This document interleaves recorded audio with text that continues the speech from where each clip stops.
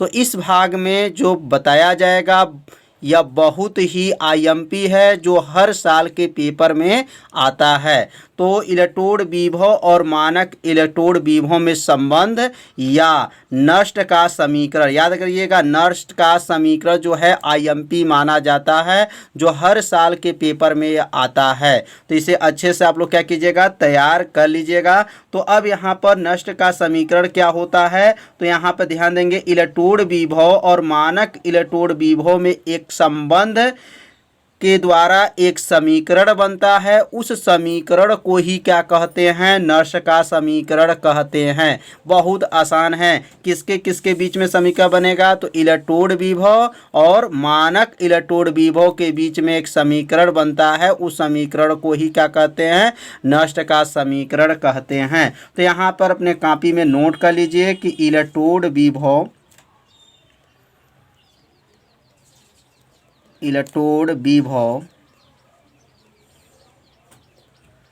और मानक इलेक्ट्रोड विभव और मानक इलेक्ट्रोड विभव मानक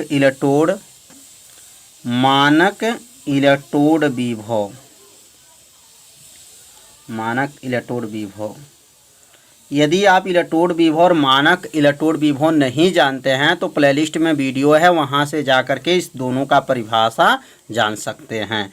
तो इलेक्ट्रोड विभव और मानक इलेक्ट्रोड विभव के बीच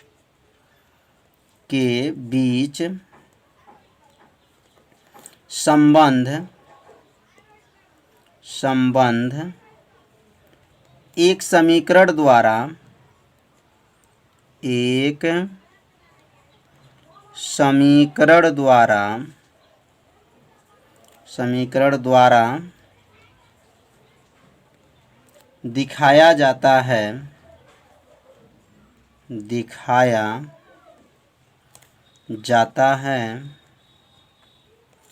दिखाया जाता है जिसे नष्ट का समीकरण कहते हैं। तो कितना आसान है, किसके किसके बीच में, तो इलेक्ट्रोड विभव और मानक इलेक्ट्रोड के विभव के बीच संबंध एक समीकरण द्वारा दिखाया जाता है, जिसे नष्ट का समीकरण कहते हैं। तो अब यहाँ पे जो है सूत्र नोट कर सकते हैं। सूत्र होता है E बराबर, सूत्र क्या बना है, तो E बराबर क्या होता है, E0 माइनस 2.303 RT बटा NF और यहाँ होता है log ऑक्सीडेशन बटा रेडिएक्शन, मतलब ऑक्सीकरण और अपचयन, इसको बोलेंगे ऑक्सीकरण, इसको अपचयन कहा जाता है। तो इस सूत्र को अपने कॉपी में क्या कीजिए, नोट कर लीजिए। यही जो समीकरण है, किसका समीकरण है, तो नष्ट का समीकरण है। इसी समीकरण के सहायता से न्यूमेरिकल को हल किया जाएगा। तो E बराबर क्या है, E0 2.303 RT बटा NF log ऑक्सीडेशन बटा रेडिएक्शन। तो अब यह सबका नाम को नोट करेंगे। अब यहाँ लिखेंगे जहाँ E का क्या नाम है, तो E का नाम बताया जा चुका है। E का नाम है इलेक्ट्रोड विभव। क्या नाम है, इलेक्ट्रोड विभव। तो समझ में आ गया होगा। E का नाम इलेक्ट्रोड विभव और E0 का नाम है क्या, मानक इलेक्ट्रोड विभव।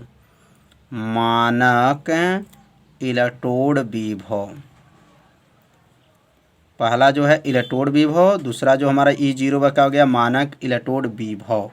R का नाम क्या है, तो R का नाम गैस नियतांक। क्या नाम है, गैस नियतांक या गैस स्थिरांक बोल सकते हैं, गैस स्थिरांक।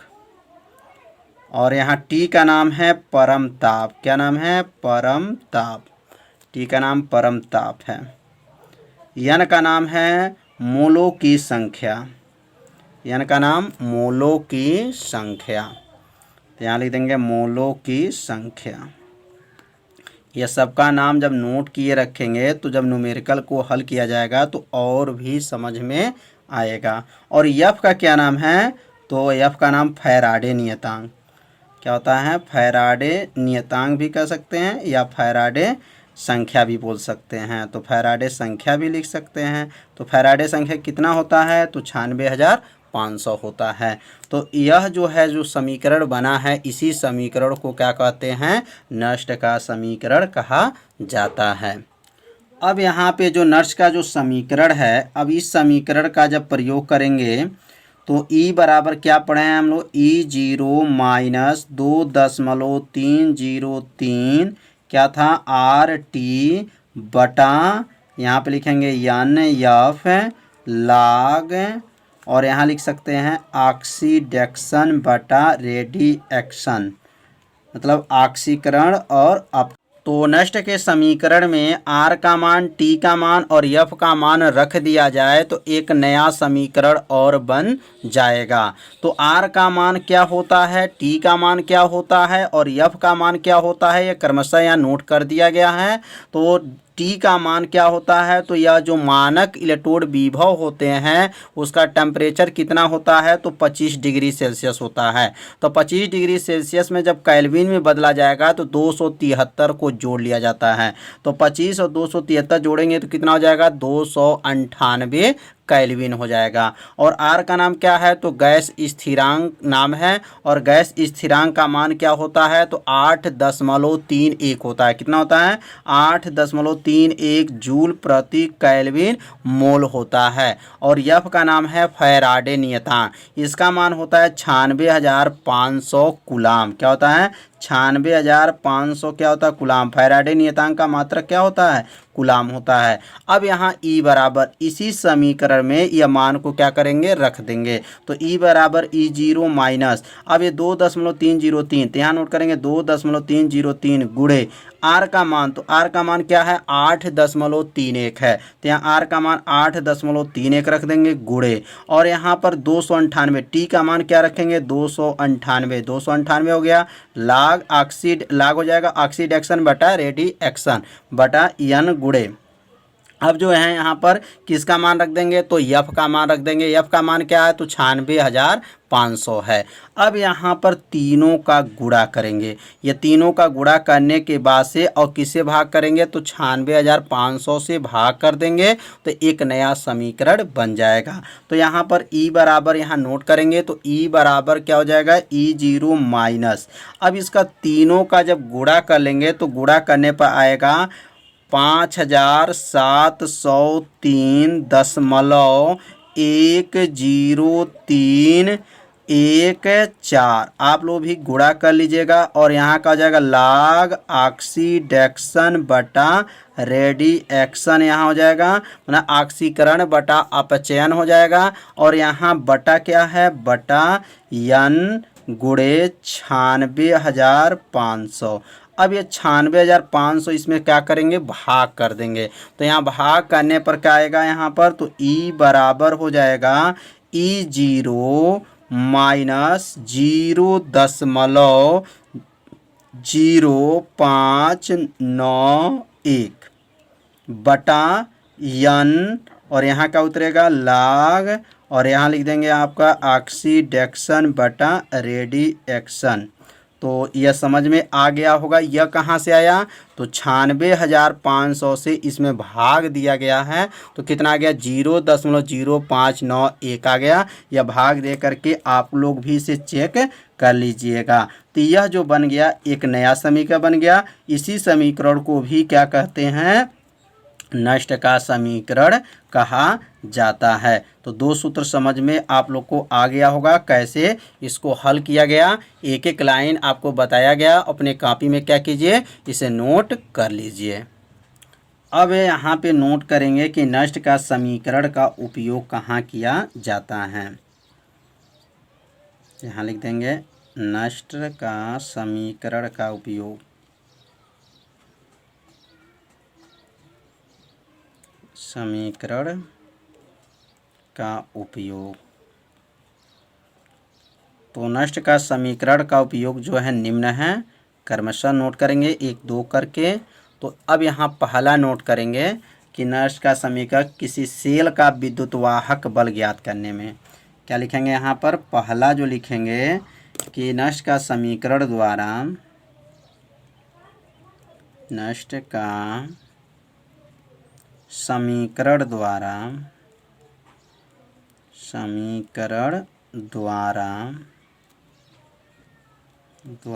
किसी सेल का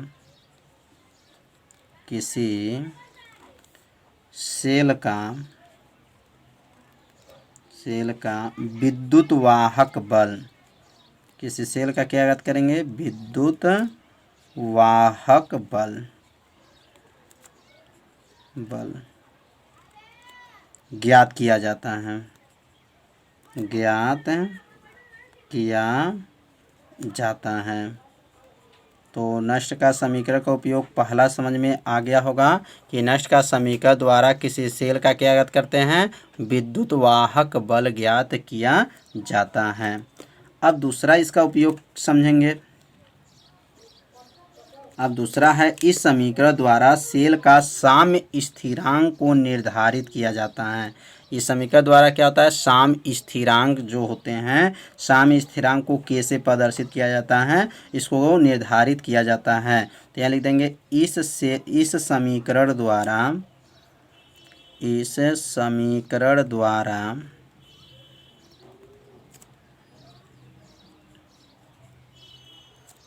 सेल के साम्य स्थिरांक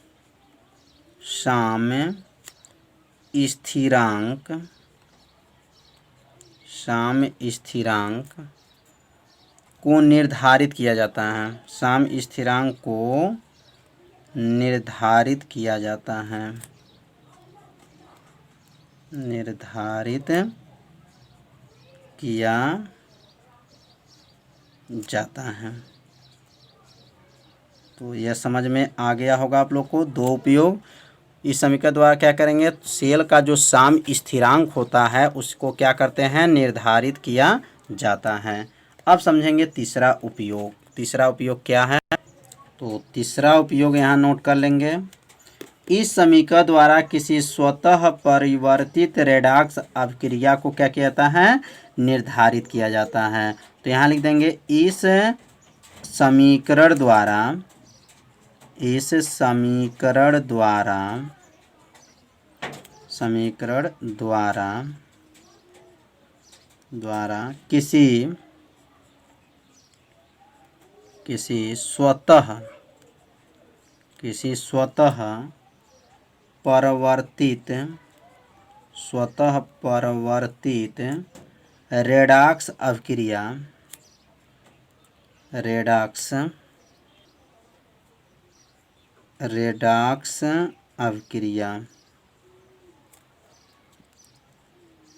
अभिक्रिया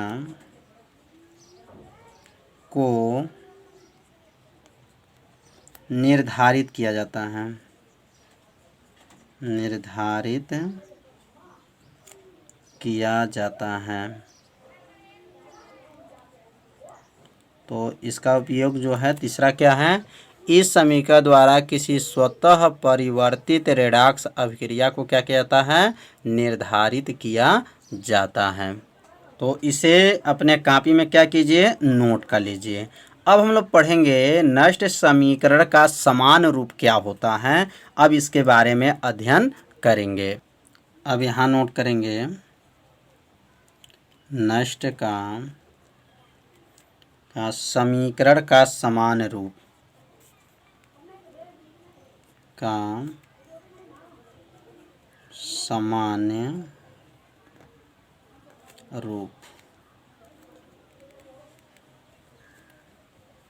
यहाँ समीकरण लिख लीजिएगा। नष्ट का समीकरण सामान्य रूप। नष्ट का जो समीकरण है उसका सामान्य रूप क्या है? ये बीच में जो है नष्ट का ये समीकरण लिख लीजिएगा यहाँ पर सामान्य रूप। तो सामान्य रूप क्या है? थोड़ा सा ध्यान दीजिए, अभी याद हो जाएगा। तो ई बराबर E0 माइनस RT बटा NF log बेस EQ। यह जो सूत्र है नष्ट का समीकरण का कौन रूप है? सामान्य रूप है। याद रखिएगा कौन रूप है? सामान्य रूप है। तो कितना आसान ये भी समीकरण है कि E बराबर क्या है? E0 माइनस RT बटा NF log बेस EQ। अब यहाँ पे अगर E को हटा करके अगर 10 लिख दिया जाए तो 2.303 से क्या कर लेते हैं? गुणा किया जाता है। तो एक लाइन और भी लिखना चाहेंगे तो लिख सकते हैं E बराबर E0 माइनस 2.303 RT बटा क्या होता है? NF और यहाँ लिखेंगे log। अब क्या हो जाएगा? ये 10 और ये हो जाएगा Q। यह जब 10 लिखते हैं तो किससे गुणा कर लेते हैं? 2.303 से क्या कर लेते हैं? गुणा कर लेते हैं। तो यह जो समीकरण बना नष्ट का समीकरण का कौन रूप है? सामान्य रूप है। तो अब ये दोनों समीकरण को अपने कॉपी में नोट कर लीजिएगा और जब सामान्य रूप पूछा जाएगा तो इतना ही लिखेंगे। और इसमें सबका नाम तो आप लोग जान ही रहे हैं। ई का नाम इलेक्ट्रोड विभव, E0 का मानक इलेक्ट्रोड विभव, R का नाम क्या है? गैस स्थिरांक, T का नाम क्या है? परमताप है, N का नाम जो है मोलों की संख्या बताया जा चुका है, F का नाम फैराडे नियतांक। अब Q का नाम आप नहीं जानते हैं तो Q का नाम यहाँ पे नोट कर लीजिए। जहाँ Q बराबर होता है अपचयन अर्ध अभिक्रिया, अपचयन